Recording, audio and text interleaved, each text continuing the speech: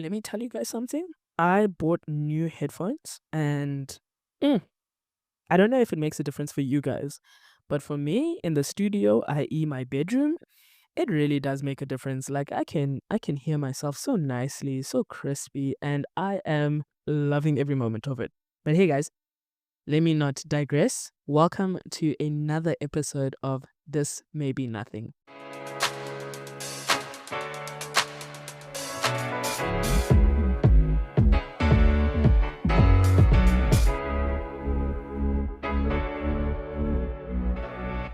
Guys, gals, ladies, gentlemen, welcome back to This May Be Nothing. I am so excited. Not only is it the first Saturday of a new month, guys, happy August. Yay, cue in the yays. All right. Like, that's exciting. It just means we're getting closer and closer to the end of the year. I don't know about you guys, but yes, year-end fatigue is slowly starting to creep in, okay? And we're being strategic on how we're going to be spending our leave days. But not just that, guys. We are on episode number 8, and episode number 8 has brought with it some new equipment. Like I had mentioned, I got myself some headphones, some proper decent headphones. I spent some bucks. I spent some time on Takealot reviewing and looking, and I've heard of this brand before, Soundcore, and like I've seen some of their stuff, and I obviously I spend a lot of time on YouTube watching like tech YouTubers because that is something that I do enjoy. I do enjoy some nice tech. I also enjoy beautiful looking tech. And so when I saw these headphones, I was like, oh, okay, I've obviously heard the brand and I've heard some of these tech YouTubers talk about it and they seem to like it. So let me just bite the bullet. So I bit the bullet. I was still a little bit nervous because if you know me personally, you know that I do not mind dropping some money on something expensive now, knowing that I'm going to have it for some time, like for a good while, and it's going to be good to me and so forth. So I do a lot of research when it comes to like some expensive things, but these weren't expensive. These weren't expensive.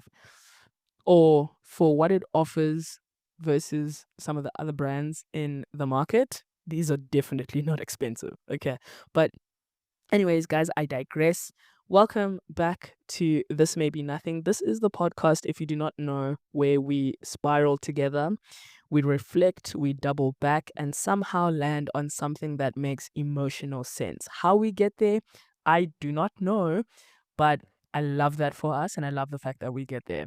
All right, so I'm your host with the most. My name is Diana, your favorite soft life strategist, professional Q stander, certified proof of address supplier, and unpaid admin clerk of systems that just keep failing us. Okay, buckle in, guys, because this episode has a lot of emotion, has a lot of frustration, because actually, what a wow. All right, I called this episode Service Delivery That Doesn't Deliver because I have had it. Guys, I am tired. Yo, if it's yo, wow. Like I genuinely am tired, and I don't mean it in a performative. Ugh, guys, I'm so tired, and like I don't want this anymore. Not that type of like. I'm talking deep, sustained, like bone deep frustration at how we are constantly expected to smile, to pay, to wait, and accept subpar service from people and systems who should be doing their jobs. And you know what? Granted, let's give grace where grace is due. Some of these people and some of these services are doing what they're supposed to be doing, and it's just unfortunate that it does take a long waiting time, or it does cost this amount of money. It does not, however, take away the frustration. This episode is about travel documents that never arrived. It's about visa applications that steal your money and say no anyways. It's about a lost package, ignored claims, and an ongoing relationship with service providers, both public and private, who gaslight you. I was definitely gaslit into believing you're the problem. And guys, spoiler alert, you are not the problem. Okay? So, just a little bit of context.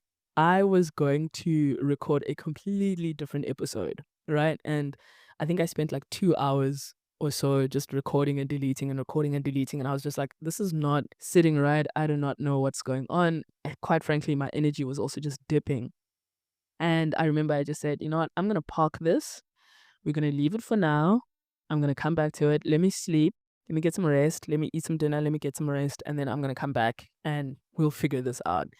And while I was eating dinner, I decided, nah, man, let me just text my friends. So I sent them a voice note. I kind of explained the situation that I was in. I was like, guys, just help me, please. And the next day, a friend of mine reached out and was like, hey, yo, dude, let me tell you something. I've been seeing recently that people have been sharing their frustration on visa applications and so forth and so forth. And you've definitely experienced some stuff. She's experienced some stuff. And I was like, actually, you know what? You're right. And then I started thinking about it and I was like, I think all of this ties in together, just service delivery as a whole, especially when like all you just want to do is experience a different culture. All you want to do is enjoy a gift that was sent to you. And you cannot because of service delivery. Yo, guys. So let's start here. This past week, I paid a visit to one of my favorite places, Home Affairs.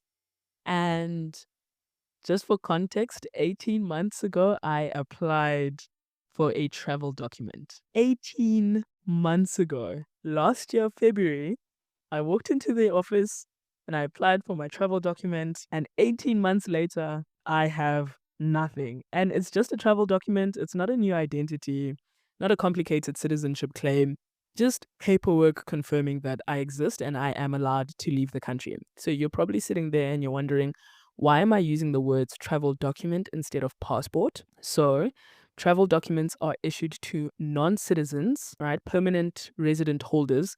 And that basically allows them to leave the country and come back and so forth, right?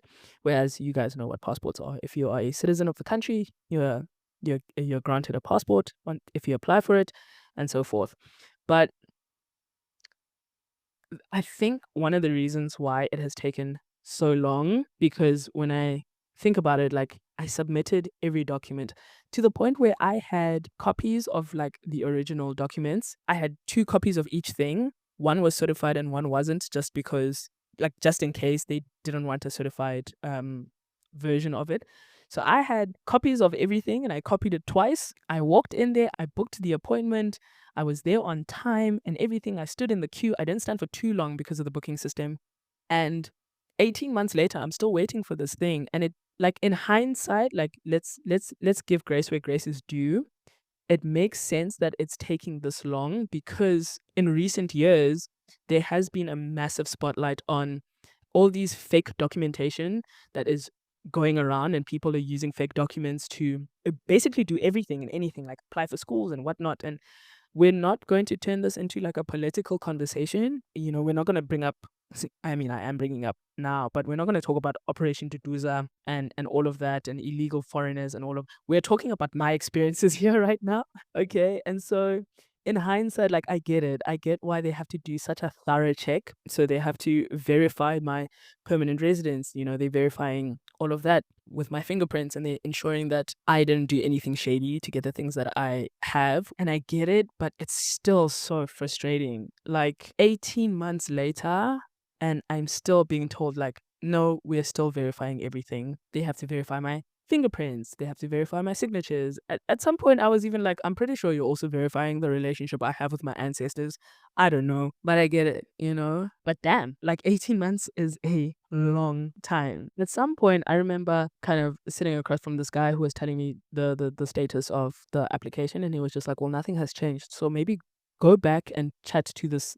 He gave me the gentleman's name because he was the one that captured my application. Go back to him and have a chat with him, like find out what's going on. At some point, I was sitting there and I was just thinking, I don't think these guys actually processed this application. I don't think anyone is doing anything right now, and I'm basically just wasting your time. Like, these were the thoughts that were going through my head because I'm sitting there and I'm just like, why has it taken so long for nothing to happen?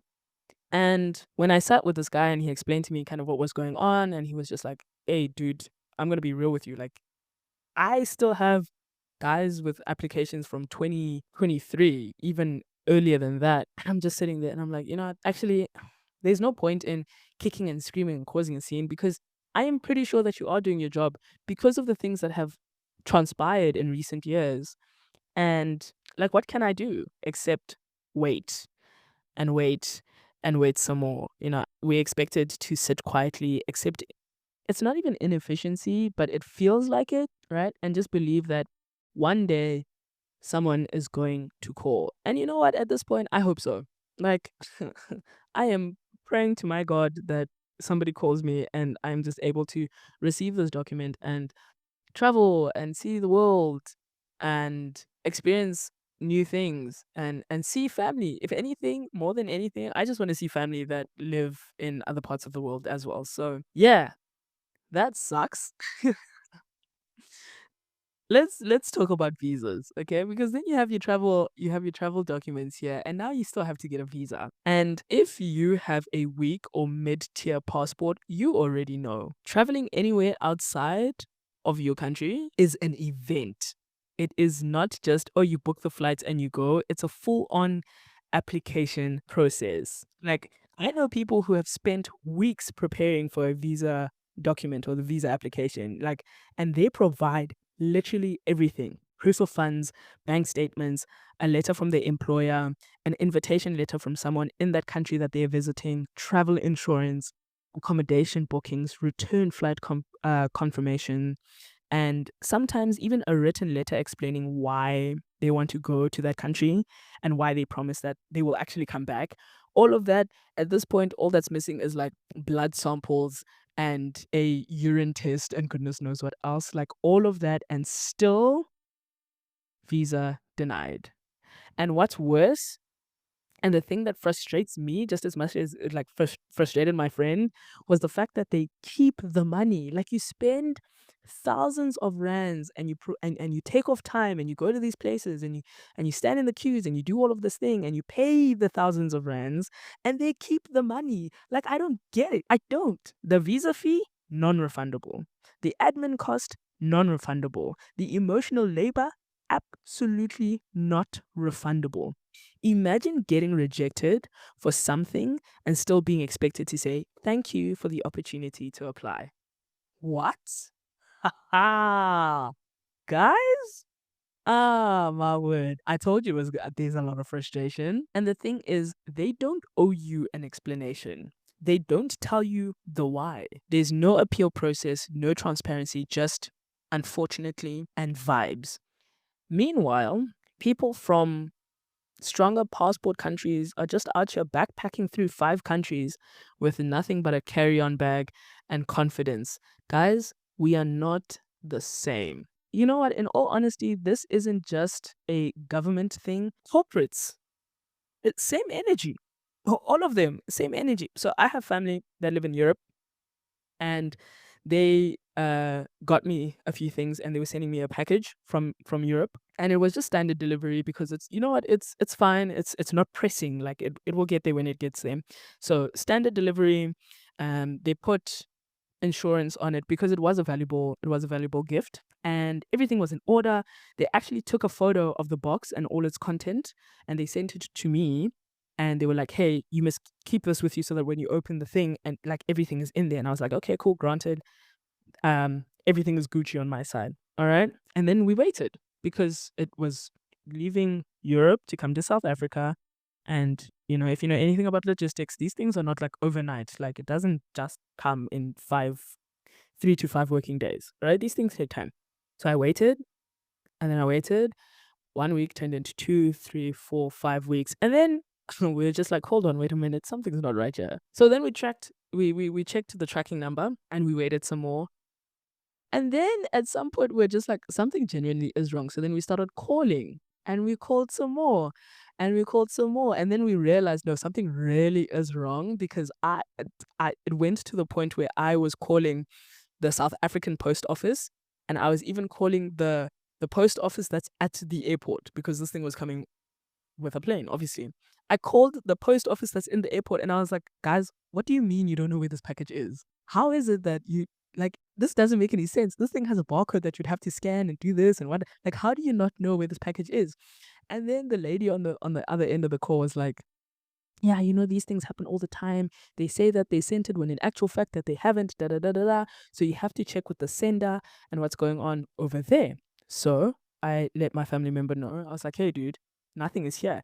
So now she is calling all the people on her side of the world, and it's just this back and forth, and nobody can tell us an answer until we launched an investigation, which then took several weeks. And then we found out that the package was found, it was returned to the sender, so my family in Europe. And when they opened it, the main thing that was in there was stolen. Yeah, it was stolen. And you know the kicker, when so essentially when you're sending stuff, right, it gets weighed, and then at some point when it moved from, like, say for example, position A to position B, it was weighed, and then when it went to position C, the weight changed. So they realized something was stolen, and it hadn't even left Europe at this point. It eventually comes to SA. They notice this thing, so that they send it back because of all these laws and like you have standard procedures and whatnot. And then we find out that, hey, it was stolen in Europe and blah, blah, blah. The report came back and they refused to repay us back. I have no words, no refund, no accountability, because essentially what we were going to do is, we're just going to claim from insurance. And I was like, hold on, wait a minute. No. It's their fault that it was stolen. It's their fault that this package, that stuff in the package was missing, because by the time it came to SA, this thing was already gone. So no, we're not going to claim from the insurance that we put on this thing. They have to pay out. No accountability. They were just like, hey, listen, the content was hazardous content and so forth. Like, they threw all the things at us. I was just like, absolutely no accountability, just some canned response about terms and conditions, and they can't be held liable. You know what? It got to a point where we were on the phone with each other, and we're like, we were so defeated. We just giggled. We just laughed at this whole thing. So we're sitting there and we're like, let us get this thing straight. You took the package, you lost it, and now you're saying that it's not your problem. What are we even paying for? Logistics or just the illusion of service? Because what do you mean? Because from where I'm sitting, this company basically said, we took your stuff, we lost your stuff, someone stole your stuff, and you still owe us for the experience. Here's the part we don't talk about enough, is the emotional cost about all of this, because weeks later, you still don't have a travel document. Weeks later, your visa application gets denied. Months later, you're told that, hey, we're not going to pay for the thing that one of our employees stole. Like, that is an emotional cost, and it's so draining. Every delayed document, every failed delivery, every unfortunate email chips away at your spirit, and we don't talk about that. You start to question yourself. Did I feel something wrong? Did I miss a step? Maybe I should have called again. Maybe I was too impatient. No, guys, you are not the problem. The system is. Because here's the truth. These institutions know that you don't have time, energy, or legal muscle to fight back. They bank on your exhaustion. They know you'll eventually give up, and so they've normalized non-delivery as delivery.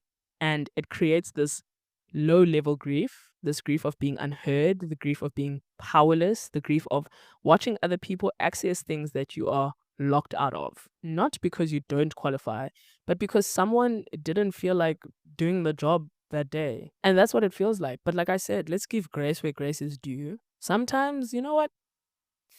Maybe it is like your application was denied. We will never know why. We live in a just wait culture. You apply for something and you're told to just wait. You follow up and they tell you someone will get back to you. And this can be with anything and everything, whether you're dealing with Joburg Water, whether you're dealing with Home Affairs, whether you're dealing with a cashier at Pick and Pay, right? You follow up and they tell you someone will get back to you. You escalate it and they ghost you entirely. We've normalized waiting as a lifestyle, waiting in line, waiting for updates, waiting for a callback that don't come, waiting for justice, waiting for refunds, waiting for dignity. And when you finally crack and say, this isn't okay, they act like you're the problem. So what do we do? To be honest, I don't have a solution. I don't know. I'm just sitting here waiting an additional couple months for my travel document. I don't know what to do. But I do know this. We need to start telling the truth about how broken these systems are, not just complaining in private or tweeting into a void, but naming what it's doing to us emotionally, financially, and mentally. Because it's not fair that we pay for a service and hope that a package is being delivered to you and then nothing happens and they do not want to take accountability for it. Because do you know what happens when we start to share our stories? When we start to share these stories of frustration, other people start to realize the same thing. Oh, it's not just me. I'm not crazy. I'm not being dramatic. It really is broken. So I want to hear from you guys. What have you paid for and never received? What travel dreams got shut down because of a missing document or a rude rejection? What did the system promise and fail to deliver? Literally, it could be anything. Now, these are just the 3 examples that were brought to my attention this past week, but it really could be anything. And how did that make you feel? Send me your stories, guys. I want to hear from you guys. Send me a DM, tag me, send a voice note, whatever it is. Remember, you can listen to this podcast on Spotify and Apple Music. And yes, I heard you people of the YouTube. We are coming. We are coming soon. Okay? Let's name what's broken. Let's stop pretending the service is low. Sometimes it's just non existent. So, yeah, guys, this may be nothing, but maybe the real heartbreak isn't just in being denied or delayed. Maybe it's in realizing how normal it's all become. You know, how we've learned to expect broken promises, to budget for disappointment, to say it is what it is when it really shouldn't be. If you've ever felt stuck in that loop of paying, waiting, chasing, and being let down, I see you. You are not sensitive.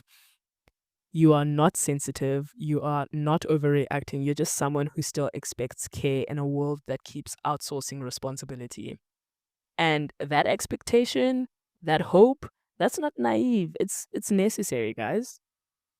Now, this conversation doesn't end here because every time a system fails us, there is something else that rises, a question, a memory, a bigger truth we haven't looked at yet. And that's where we'll go next time. So, same mic, same spiral, same sharp honesty. Guys, I will catch you in the next one.